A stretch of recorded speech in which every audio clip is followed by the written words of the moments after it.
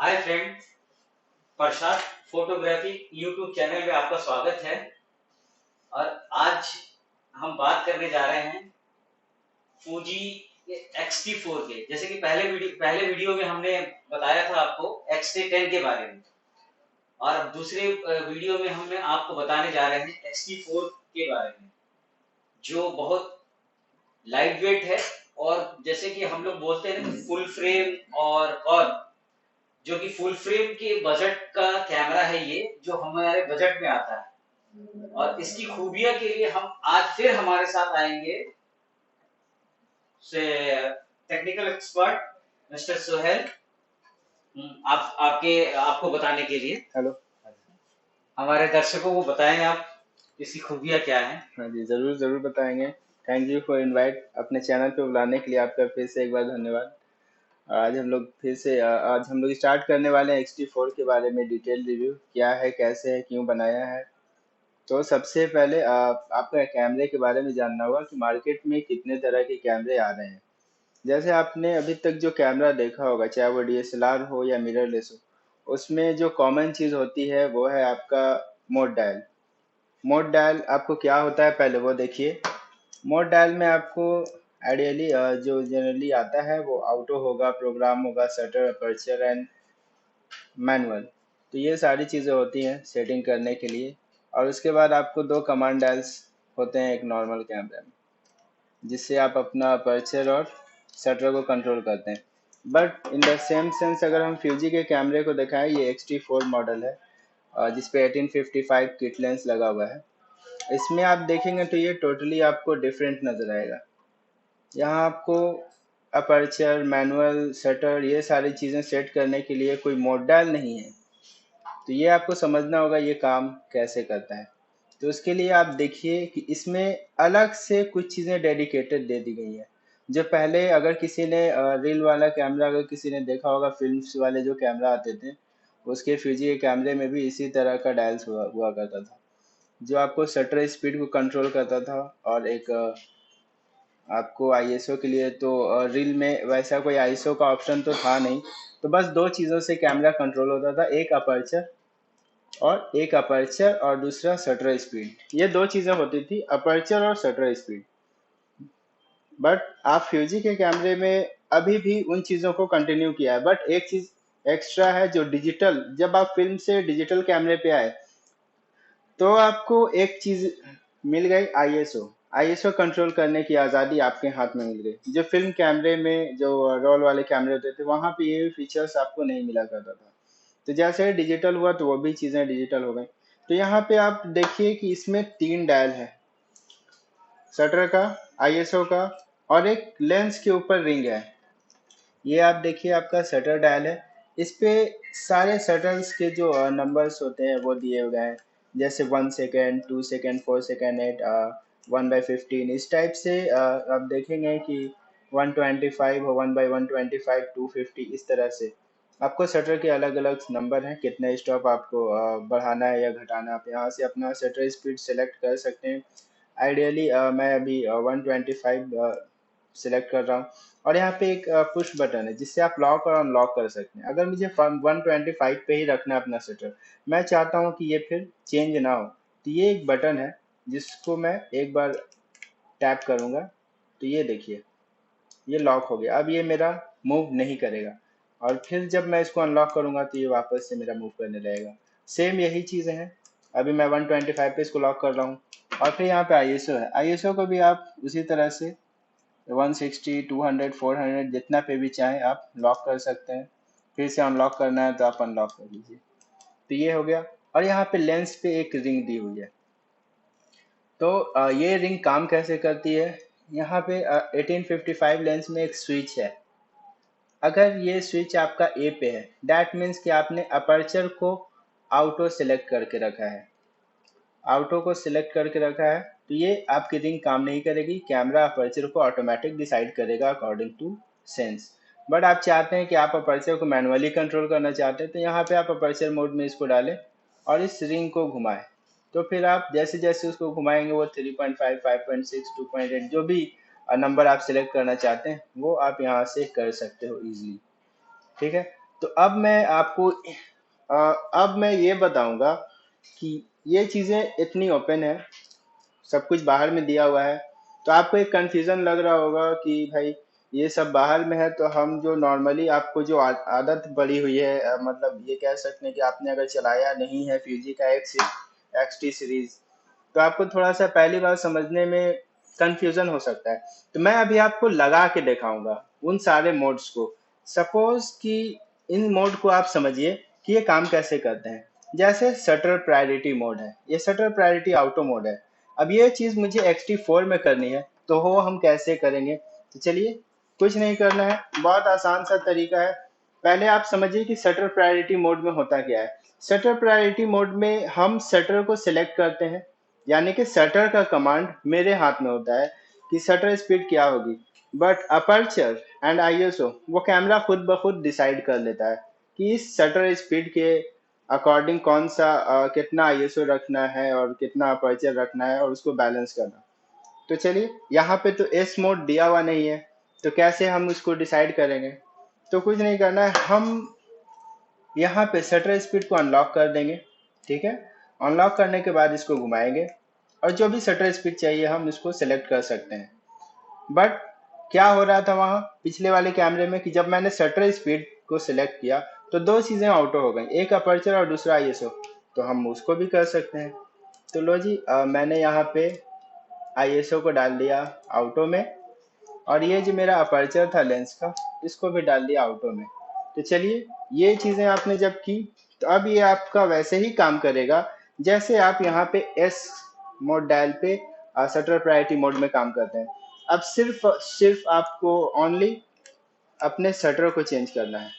Shutter को आप change करेंगे, आईएसओ और अपर्चर कैमरा खुद ब खुद डिसाइड कर लेगा। तो ये तो एक चीज हो गई कि आप हमने आपको शटर मोड लगा के देखा है। दूसरा है अपर्चर प्रायोरिटी मोड। अब हम इसको कैसे लगाएंगे? तो इसमें क्या होता है, जब हम अपर्चर प्रायोरिटी मोड पे कैमरे को लगाते हैं तो दो चीजें ऑटो हो जाती हैं। अब अपर्चर हम डिसाइड करेंगे, शटर स्पीड और आईएसओ कैमरा खुद ब खुद डिसाइड करता है इस केस में। तो वही चीज हम यहाँ पे भी अप्लाई करेंगे।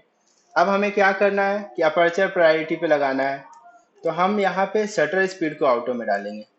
यहाँ पे ये देखिए एक रेड कलर का ए बना होगा, हम इस पे ले जाके कैमरे को लॉक कर देंगे। तो ये मेरा शटर ऑटो पे लॉक हो गया, आईएसओ भी मेरा ऑटो पे लॉक है। बस हमें अनलॉक करना है अपर्चर को। तो मैंने यहाँ अपर्चर को अनलॉक किया। अच्छा, इसमें दो तरह के लेंस होते हैं फ्यूजी में, और किसी में यहाँ पे स्विच दिया होगा ऑटो और मैनुअल करने के लिए। कुछ लेंस में आप देखेंगे कि इस रिंग पे ही, आप देखिए कि इस रिंग पे ही बना हुआ है। तो जो भी लेंस है सब में ये ऑप्शन होगा, चाहे आप रिंग घुमा के ऑटो करें या फिर स्विच से ऑटो करें। तो जैसे ही हमने अपर्चर को ऑटो कर दिया, तो अब क्या है कि शटर और आईएसओ मेरा हो गया कंप्लीटली। जैसे इसको मैंने अपर्चर को मैनुअल किया तो शटर और आईएसओ आपका हो गया ऑटो मोड में। तो ये सिंपली अब मेरा क्या बन गया, aperture priority mode. And last में क्या है, मैनुअल। मैनुअल में हम सब जानते हैं कि सारा का सारा कंट्रोल यूजर के हाथ में होता है, यानी कि आपके हाथ में होता है। तो कुछ नहीं है, अपर्चर तो मेरा ओपन है ही। अब हम यहाँ पे शटर को भी अपने हिसाब से डिसाइड कर लेंगे, 125 आईएसओ को भी अपने हिसाब से डिफाइन कर लेंगे, मुझे 400 रखना है या 800, क्या लाइट कंडीशन है। और उसके बाद हम इसको लॉक करना चाहें लॉक करें, नहीं लॉक करना है हम अनलॉक रखेंगे। और सारे के सारे ऑप्शंस मेरे लिए खुले हुए हैं। तो देखिए कितना आसानी से आप इसमें भी वो सारी चीजें कर सकते हैं जो इसमें है। तो ये मैंने सिर्फ इसलिए बनाया कि बहुत सारे लोगों को कन्फ्यूजन होता है कि XT3 चलाना बहुत ज़्यादा टिपिकल है। तो बिल्कुल भी मुश्किल नहीं है XT4 को चलाना या XT सीरीज को चलाना। हाँ, देखने में आपको फर्स्ट टाइम अगर आप देख रहे हैं तो थोड़ा सा आपको लगेगा कि यार ये क्या है, ये अलग अलग इतने सारे डायल्स हैं, थोड़ा सा। तो कोई कंफ्यूजिंग पार्ट नहीं है। आप इस वीडियो को 2 बार देखें, 3 बार देखें, जितना बार आपका मन करे आप देखें और समझें। ये बहुत आसान तरीके से मैंने बताया है कि कैसे आप इजीली इसको कंट्रोल कर सकते हैं, जैसे कि आप इसमें करते हैं बस।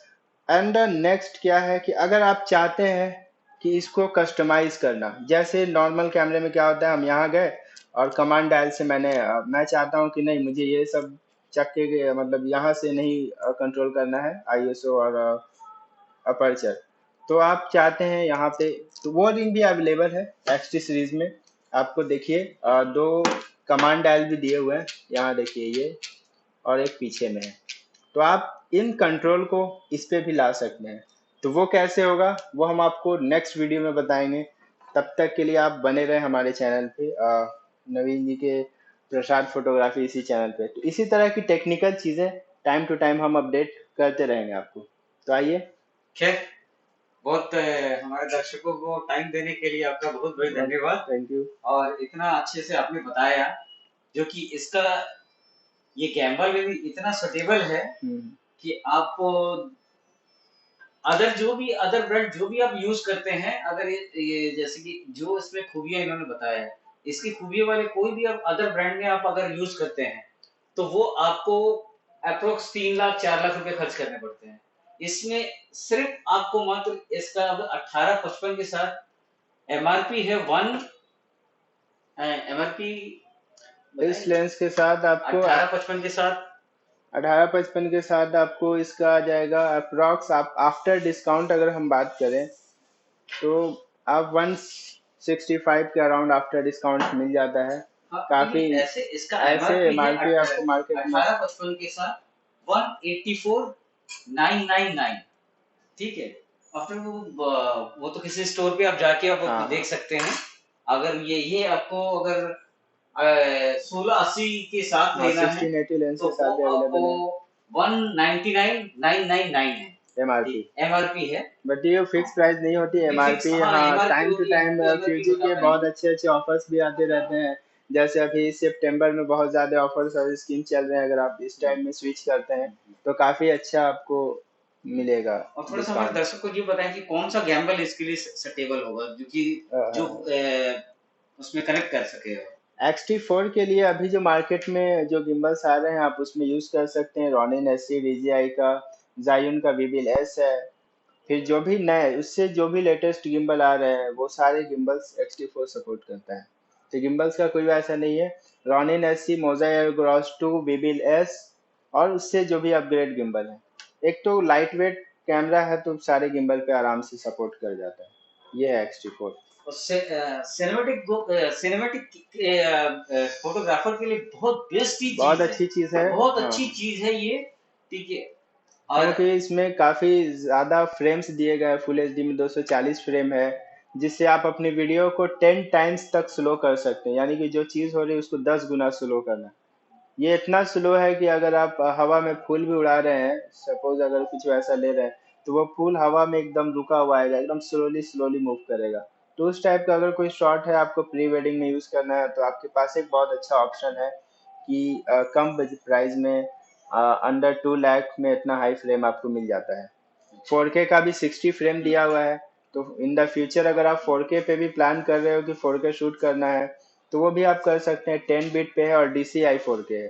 तो DCI 4K digital camera interface उसका एक अलग ही हाई रेजोल्यूशन पे वाकई आप हमारे ये तो मतलब है कि हमारे दूसरे ब्रांड में अगर हम जाएं तो अप्रोक्सीमेटली हमको 3 से 4 लाख रुपए खर्च करना आराम से ठीक है। फिर भी 240 फ्रेम्स मिलना मुश्किल है। हाँ, 240 फ्रेम मिलना मुश्किल है। हाँ, अभी 120 फ्रेम पे आइडियली जो नॉर्मल कैमरा अवेलेबल है मार्केट में, जो 2 लाख अंडर 2 लाख हैं, वो 120 FPS पे आपको फुल एचडी प्रोवाइड कर रहा है। बट यही एक कैमरा है जो 240 पे आपको इतने कम प्राइस में प्रोवाइड कर रहा है। बहुत बहुत धन्यवाद हमारे दर्शकों को समय देने के लिए। चलिए, थैंक यू। खैर, और फ्रेंड, आप इस पे तो ये वीडियो पे देखें, लाइक करें और हमारे स्टोर पे आए, हमारा प्रसाद फोटोग्राफिक स्टोर, सेकंड फ्लोर आधार शिला कॉम्प्लेक्स, शॉप नंबर 51, ठीक है, साउथ गांधी मैदान, गेट नंबर 9 के सामने। हमारा फोन नंबर है 9835573600। खैर, ओके फ्रेंड, नमस्ते।